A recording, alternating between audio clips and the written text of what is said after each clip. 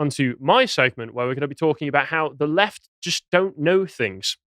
And on the subject of multiculturalism, I don't know if we've already looked at this particular clip on the podcast already last week. We have not. I'm excited. Oh, that's excellent, because this was inspired by this clip that came from the Conservative Party conference where Owen Jones went around and did his usual thing, where he just goes around and he pesters people at the Tory conference and asks them very loaded and bad faith questions to try and get them to slip up or be able to be edited in a way that makes them look like they're evil, when most of the time, like this gentleman here, they're just hungover. Did you see the trolling from Turning Point UK? I didn't see Owen Jones. That's what you should trolling. see. I know that because of the fact that this tweet that we've got here uses the term Aryan, Owen Jones lost his mind over it and said that you are a Nazi, you are an evil Third Reich supporter. I can't believe that you would say this. He's not even Aryan. The only people who would ever use the term Aryan are those who want to genocide the Jews, that sort of rhetoric. But let's look at this clip, because it really shows that when push comes to shove, the left, while they know that they have beliefs that they are very convinced of and have conviction to support, could never really explain to you why it is that they believe them. And Owen Jones is actually a pretty good example of a relatively well-informed leftist, because he does actually know things, but most don't. But even then, even somebody like Owen Jones, when pushed, can't explain to you the reasons. Like, he is a guy who has dedicated his life to being a political activist, debates with people, conversations with people to learn what he thinks. So he should be the most clued up leftist in British politics we could find. Because he's not a politician, he doesn't have to waste time on that. He literally has this and that's it. I suppose let's see what the evidence, let's see what all of that time dedicated to this has led to. What do you think, Enoch Powell? Enoch Powell's obviously a very divisive figure. Yeah. What do you think of him, though? Personally, what I think of him is a lot of stuff he was saying, although very divisive at the time, has come to pass. Some cities are no longer diverse. They are no longer diverse in the sense that there isn't a mix of cultures, where it's now been completely replaced by one culture over another. Like where? A lot of boroughs of London where the white working classes have been moved out in exchange for a lot of people from What do you mean they've been moved out? Well, a lot of the council estates in central London now, in some of those boroughs, have been completely demographically changed to a completely alien culture to what it would have been 50 years ago. But what do you mean an alien culture? I mean, in East End London, it used to be very Jewish, and now it's more Muslim, but that's always been the case. So, that's a very alien culture to what it was then, isn't it? I mean, they're British Muslims. Yes, but it's an alien culture. What do you mean? It's a different culture. Alien culture means alien as in unfamiliar. Yeah, but it's not alien to being British. Being British means you could be Muslim or Jewish or Hindu. I'm not saying it's to being British. I'm saying it's to the culture of the area, to the beliefs and belief structures of the area, to the institutions that once were there, being replaced by new institutions now, and new beliefs and new ideologies and new cultures and new religions. Well, they're different completely religions, changing it. But yeah, But a religion is an entire cultural and ideological outlook on the world. There's still white working class people who live there who go to school with people from different backgrounds, and they mix with people from different backgrounds. They're not monocultures. You still have white working class people in Tower Hamlets. I'm talking about whether or not the native people in those areas feel that they are now in their homeland, or if their homeland confronts them as something other, something which distracts them from what they believe themselves to be. Well, I think millions of people are actually happy with being diverse. I mean, London has huge numbers of mixed relationships where people from different cultures quite literally set families up together. I mean, that's a good thing, surely. I'm not saying it's good or bad, it's neither here nor there. Well, diversity is not inherently good, it's not inherently bad, that's not my point. Well, I think it's inherently good, but... Why do you think that? Because I think you get an interesting exchange of cultures and worldviews, and that makes for a more interesting and dynamic but why society. does a mix of cultures and worldviews provide something good, necessarily? Because we learn from each other. Yes, but why? Well, let's say there's some archetypal, brilliant worldview, the best possible worldview, right? Would you then say, oh, let's make it more diverse and mix it with other worldviews? No. So, yeah, that was a pretty well-circulated clip over the past week or so. And it just goes to show that every question that Owen Jones was asking past his initial beginning of this debate that it turned into was completely ad hoc, made up on the spot, not to actually exchange ideas properly, but just so that he could play the hatchling. So much of that was him playing the hatchling. What do you mean by alien culture? Unfamiliar culture. Alien to the place where it has ended up in. Do you speak English, Yes. Owen? Every question was ad hoc. Every question was made up purely so that he could try and come out of the debate looking better rhetorically, rather than have an honest exchange of ideas. It's completely bad faith. And then when confronted... But hang on, like, on that front, that's his one shtick. I'm going to try and screw someone over. Failed completely. Yes. And then he gets it turned back around on him with what I see as a pretty good faith response from this guy to go, okay, you're just coming off of the presumption that the things that you are supporting are good. Why do you think that? Not what do you think, what evidence do you have for it? Why do you as an individual believe the things that you... Who gave you these ideas? What reasoned you into this position? And all he can do is fall back on tired leftist talking points that, well, if we have more people, we get more good. And if we have less people from less places, we have less good. That's what this all comes down to. It is a toddler's understanding of how different cultures interact with one another. It shows a lot because you see, for instance, when you genuinely care about a position and you genuinely want to think about it, you think of possible objections and how you can answer to them. Apparently, Owen Jones hasn't ever anticipated objections that people could raise. He was probably expecting, because he was only going in with the Enoch Powell question. Yeah. And the left has been able to somehow demonize Enoch Powell as this rabid, frothing at the mouth racist, which he absolutely was not. Enoch Powell was a very intelligent, very well-reasoned man who clearly, if you go back... Very understated the change. Yes, and if you go back and watch interviews and debates that he partook in, was very clearly had put a lot of deep thought into why he believed the things that he did and why he thought the things that he did. And they have tried to turn him into this rabid Hitler-esque figure where he was just a guy who hated people from different cultures. And he asked that question so that he could try and get this guy... From the very beginning was the first question. He was trying to get this guy into a corner where he could just go, you're a racist. Yeah. Whereas he actually came back with a very well-reasoned position. Can we just note on the whole not knowing things front, not knowing literally anything about history or demographics? Yep. I mean, the phraseology that's perfect for that is when he says, well, the East End of London was Jewish and then is now Muslim. What's wrong with that? But it's always been that way. All right, how could it... All right, number one, okay, East London has never been Jewish. Like, it's had some Jewish population, never been Jewish. That's not Israel. Like, what are you talking about? But, okay, I'll grant you. And then it became Muslim, but it's always been that way. It can't change and always have been that way. That doesn't make any sense. Unless he's just saying, well, it always changes. And it's like, well, that's not true either. And remember that comparatively, if we're going relatively, Owen Jones is a high-caliber leftist. He's the guy whose job has been to know these things. To not look insane on camera. And that's the best point. His editing team got this footage, edited it for him. This is meant to make him look good, uploaded it to his YouTube channel. This is the best they have. Yep, this is all they could do.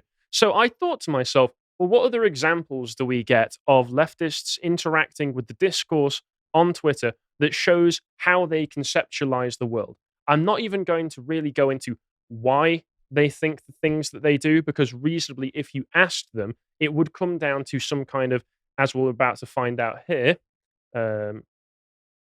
some kind of Saturday morning cartoon show conception of how people interact with one another. This is a meme that goes around every so often.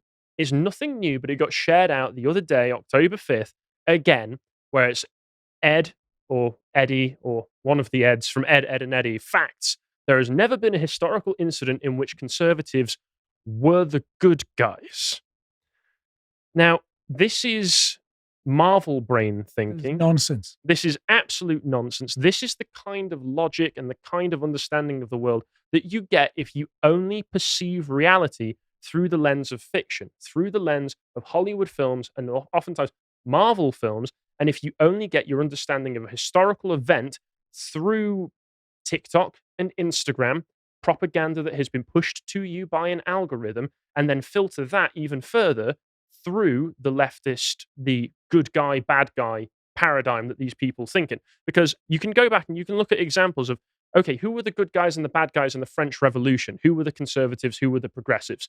Were what the progressives in the French Revolution doing? You know, that whole continuously murdering kill everyone. Yeah, murdering each other what if we don't kill themselves. I mean, I'm sorry, you know that stupid meme that's like, we want to kill people, how about we don't? This is the real world. But the French Revolution, it really was that. Yeah. Hi folks, we've rolled out a new feature on the website, which is the ability to pay for an individual piece of content. So usually it's £5 a month every month to subscribe to all of the content on the website. But I appreciate there are going to be people who simply don't want to do that. They would be interested instead in purchasing a single piece of content for a lower amount, and they've got a particular niche that they're interested in watching. And so they don't want every single piece of content. They just want this one thing. So we've introduced this function where you can just simply purchase the one thing for £1.89, which I think is about $2.30 at the current exchange rates. And then that's just yours forever. So there's no sort of commitment there. There's no rolling subscription. It's just that one thing. So that's an option now that's on the website. It's completely live. It's completely available. And please go and enjoy it. And we'll see you all very soon. What about the Spanish Civil War?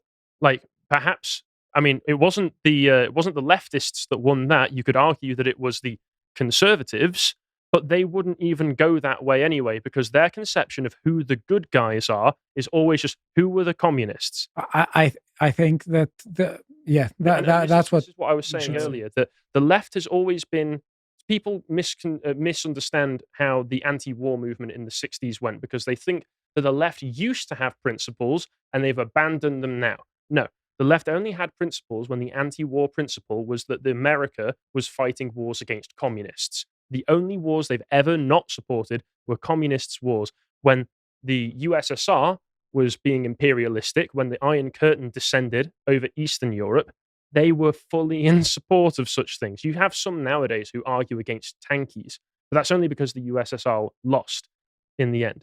They look at World War II in this incredibly simplistic way and ignore the fact that they see the Second World War as this big point where, yes, there was good guys and bad guys, and the good guys won and the bad guys lost. Ignore that the USSR... Except the Conservative Party. Yes. Except it was the Conservative Party. And then they think to themselves, because the USSR was against the Nazis, that means the USSR was good. Ignore the fact that we went to war to save Poland from occupation and then immediately gave it to USSR after the war was done. It's a very simplistic, there is no nuance. I won't say that this is a dangerous thing, because it just communicates the message, trust me bro, trust me lass, we're the good guys, they're the bad ones. And I think that this basically kills thinking. This completely destroys thinking and opens the way to a, you could say, toxic sentimentality that manipulators are really good at twisting. So a lot of what goes on in current progressivist circles is the manipulation of the emotion of their audience. And they try to manipulate everyone, basically. Some people fall for it, some people do not. But I think that it is incredibly pernicious. And it prevents people who support them from looking at the fundamental inconsistencies of their accounts. So, for instance, this idea that difference is good or difference is bad. What kind of difference? What do you think is good together? What do you think is good apart? They never ask these questions. So, for instance, when they talk about diversity in the abstract, what kind of diversity are you talking about? They never pose these questions. But the important thing is that they are trying to prevent people from looking at the fundamental inconsistencies of some of the I would say, some of the people that they are trying to claim to protect. Because, for instance, let's say that those who are in favor of women's rights, they have a very different understanding of what constitutes peaceful coexistence than members of some other groups. How do you reconcile that contradiction? You can't reconcile that contradiction. The leftists don't want people to see that. The only way to prevent people from looking at is by telling, we're the good guys, trust us, search no further, focus on the bad guy who is the opponent. Yeah. The only way to bring together groups with fundamentally different views of what constitutes peaceful coexistence is to invent a common enemy. And that is what we see in every Western country. The common enemy is the native population, as far as the leftists are concerned. Yes, and there's also just the other anachronism of just applying all historical conflict into a conservative versus progressive paradigm, the modern paradigm. That's completely anachronistic because really, if you think of any conflict prior to the French Revolution, when the modern conception of left versus right within politics was established through the French parliaments, Well, how do you really put any sort of how do you put any conflict into the paradigm that they're trying to force it into? They've got a square peg and they're trying to shove it into a round hole. well, how do you put communist v communist incidents into that conflict? Like, how do you take Mao versus Khrushchev in the border conflicts? Who's the conservative here? And how do you take Mao the leftist versus Mao the rightist later on in his career? How do you take all of the different factions within the Chinese Clearly, Revolution? The communist conservatives were the bad guys. Obviously, It was me 5 minutes ago. yes, even when Mao was the communist conservative, because he was trying to conserve the true spirit of communism, which was not communism but was in fact free markets, until all of a sudden he was a progressive. The true spirit of communism was free markets. This is Jab and Mao. And the funny thing was, I just saw somebody post this, which I think was probably the most accurate and the most effective way of trying to combat these sorts of people, which is just to go, name 10 historical incidents. Go on, do it. Go on, tell me 10 things that Name 10 happened books. in history before the 1990s. Name Go on. 5 books. Name 5 books. And it's similar. That's not the name of a book. It's similar to Sorry, when that's just such a good name. It's similar to when you see them always going on about, the most banned books in public libraries and schools. These books that you can easily find in any local bookshop, anywhere, that will not just be on sale, but will be front and center, being promoted to you on the shelves. Do you want to take a guess who was banning Huckleberry Finn? Was it progressives? Yes. Yeah, of course it It was not rightists. Yeah. So it doesn't even make sense. And Alaric the Barbarian just points out, these books you can get everywhere for $10, and a major part of public school curriculums are subversive, dangerous, and suppressed. They may be exactly what the establishment wants you to be reading, but trust me, bro, I'm oppressed. That's always the argument at the end of the day, is I don't know what I'm talking about, but ergo, I'm oppressed somehow. I'm being negatively affected by the like powers a that be. Stone comic. Like the professors stood there just being like, anyway, I can't believe the school is oppressing us by not letting us read gay porn. Anyway, the mandatory reading for this semester will be this gay porn. Open to page 69. And that's funny because the progressives, because of the way that they think, because of the way that they systematize, always gets into essentially, this is why we need more government assistance. This is why we need more government bureaucracy so that we can assist people in ways that mean that they will be able to better live their life and better express their human rights, which inevitably leads to an overwhelming hellscape of bureaucracy in which no one can escape, and the only escape that you can have is basically to go insane, as Josh and I explored when we talked about Terry Gilliam's 1985 film Brazil, which is a premium video on the website and a really enjoyable discussion. So I think you should give that a watch if you've got a subscription, because I think it'll be a good time, and it's a very entertaining film. Bleak as it is, it's kind of the Monty Python satire. It's the Monty Python dystopian fiction, because Terry Gilliam, of course, was a member of the Pythons. Anyway, carrying on. After I looked at all of this, though, I thought to myself, where are they getting these ideas from? Where are they getting this impression of the world which is so blatantly false? And then I just remembered, as I said a second ago, it's Instagram and TikTok, because sometimes I make a mistake. Oh God, yeah, you're right. I make a mistake often, which is by going onto my Instagram, tapping on my phone the little stories that you can look at, where people that I know and am friends with or have been friends with will spew whatever fetid feces they have found on their timeline, because there are minuscule propaganda clips, there are videos, there are little infographics that get created by political actors on the left, which are really, really useful for disseminating retarded ideas. For instance, you get things like this. This is one I actually saw earlier today, that a person that I know shared on their Instagram story, which is, for those not watching and only listening, it's Rishi Sunak with little devil horns drawn on him, with a little speech bubble that says, "I'm spewing transphobic hate speech to divert attention from my government's endless F-ups." Care to comment, Callum? You look as though you might have just suffered an aneurysm. Secondary school BS. It really is, because once again, if you were to ask a follow-up question, this is the leftists' true enemy, is the follow-up question. Is the eternal fear. Yeah, no, please don't ask me to explain myself. No, which is, okay, which F-ups that you haven't been also told about via an Instagram story, which laws are they promoting? Which transphobia? Which transphobia? Other than rhetoric that they use at Tory conferences to get red meat thrown out there for the voter base to vote for them coming up to the next election, what have they actually done? Because last I checked, the rise of gender ideology in the West has come over the past, or at least in Britain, has come over the past 13 years of Tory rule.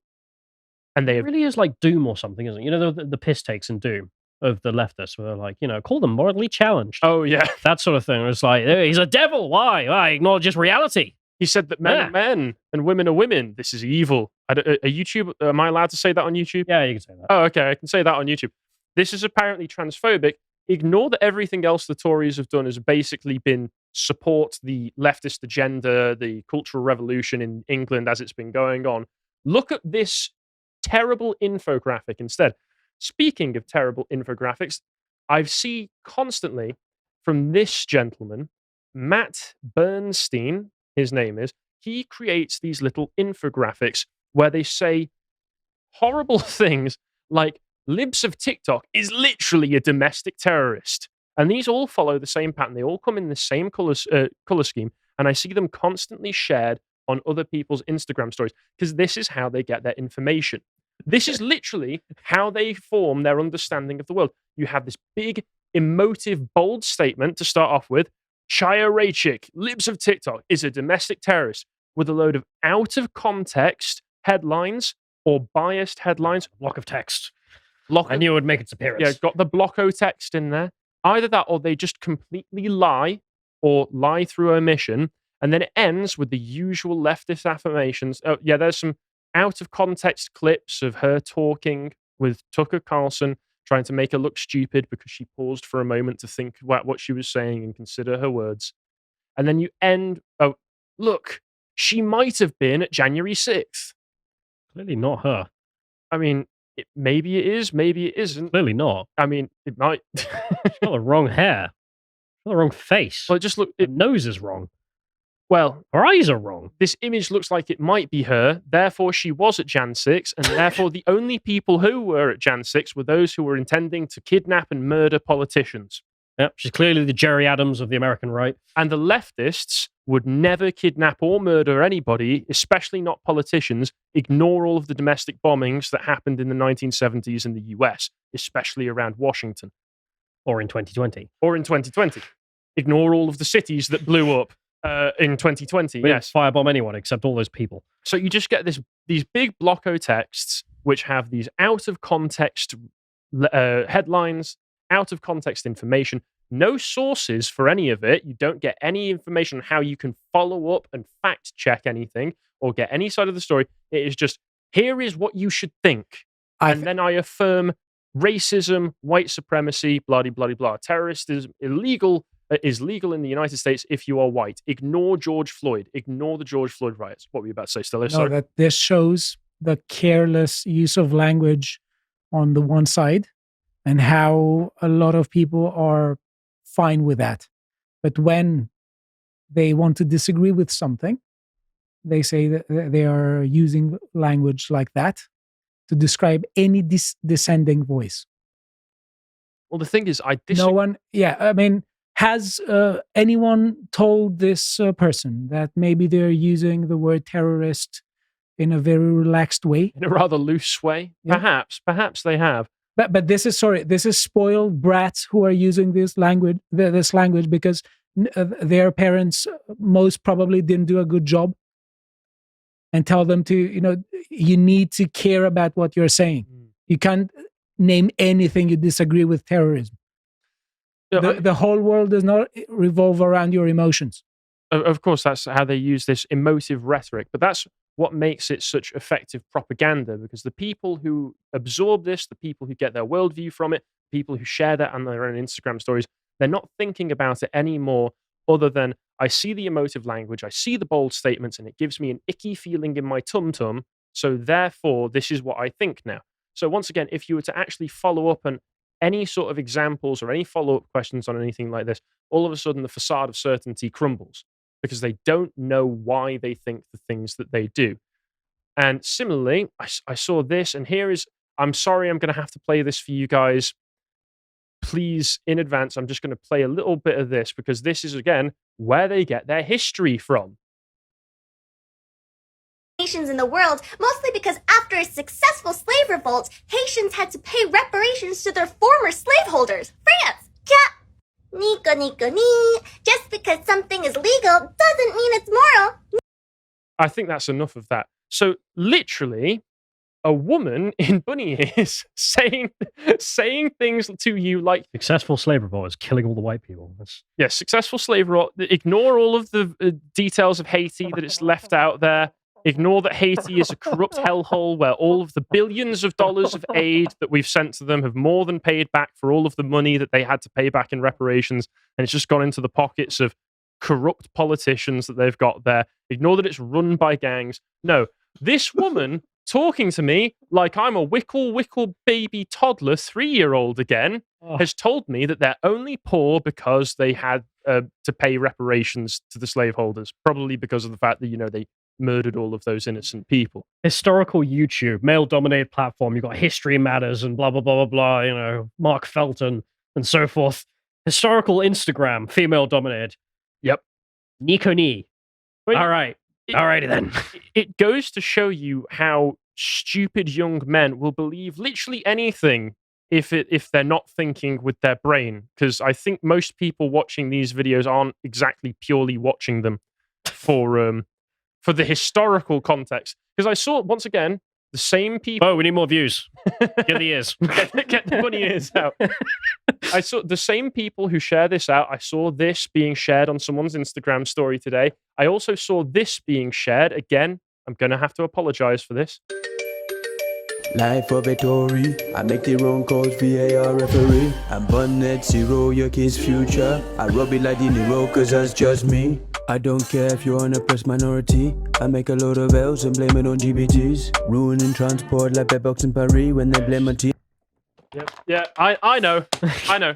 But this the ATIQs have got to go, man. I know, man. It's just a load of incoherent rambling of here's why the Tories are bad. Once again, if you ask them what policies have they put forward that proves the things that you say, what effects have they had? Yeah, what effects have they had? What they about would cite this? Yeah, they would cite this. This is where they get their worldview from, and it's interesting because this is like what I would call George Carlin syndrome, which is they see cool black guy. I want to agree with the cool black guy because the only kind of social capital I stand by, the only standard I hold myself is, do cool black guys agree with me? That's the only... What about this is cool? Well, I don't know, but somebody you had before shared the bunnies. Somebody shared it. What? You had before the bunny. I had before the bunny, and now I've got this guy. Which do you think is more effective propaganda? Honestly, I don't want to answer this question. No comment. Normies have got to go. I'm not happy. How's restricting the franchise looking now, boys? God, no, was it ever expanded? Yeah, and that's just Instagram. But where else a lot of these people are going to be getting is TikTok, where we've got all of these articles. I couldn't be bothered to try and trawl through TikTok. I was just going off of things that I saw on my normal Instagram. Why? It's one of the most spicy think tanks. I'm sure they have research grants there. It is where all the Tories get their policy prescriptions, I'm sure. Yeah. You got, back in 2019, leftists are using TikTok to break down socialism for the next generation of voters. Leftist teens are flocking to TikTok to stand Daddy Karl Marx. TikTok's Black Leftist Hype House shares the history of black radicalism. Because sadly, for your average voter these days, what it is that if you can't absorb your information in an easily dismissed 5 to 10 second soundbite, you're not getting it all. And that's where these people, that's where leftists are getting their information from. That's where they're getting their worldview from, because they don't know things. Oh no, I had to see it for my own eyes. Go on, click on one. Go on. I don't really want. Oh my god, I got Meghan Markle, a proud African woman. Yeah, let's see what Meghan Markle has to say. Go on. Go on, play. Are they Is it not playing? playing? Concerns and conversations about how dark his skin might be when he's born. What? And who is having that conversation? You know it's bad when they're worried about how dark a baby's skin's gonna be when the baby's only 25% black. The baby's dad is a white ginger, and the baby's mom is a light-skinned black woman who's 50%. She's a light-skinned black The woman. baby's Okay, not gonna come what out looking in like me, universe? or even look like a light-skinned black person. Overall, they're concerned about the wrong things. Queen Elizabeth and Prince Philip are cousins, and they're married to each other. Okay. You should be worried about that. And they both look like they're about to pass Classic away. black history. Well, he looks like he's already been. The royal family. Yep. Nobody has ever known that royal families marry second and third and fourth cousins. I mean, how many distant cousins away were they from one another? I mean, what does it matter? The royals literally marry your brother. This is where you get your information from. I think that's all we need to say on that, is that people get their understanding of the world through that. We appreciated that segment from the podcast of the Lotus Eaters. You can go to lotuseaters.com to get access to all the premium content that's on the site, such as the Contemplation series, this episode on right-wing wokeism, part 1. If you'd like to find out what else is being put out, you can follow on Getter at lotuseaters_com on Getter. Thank you and goodbye.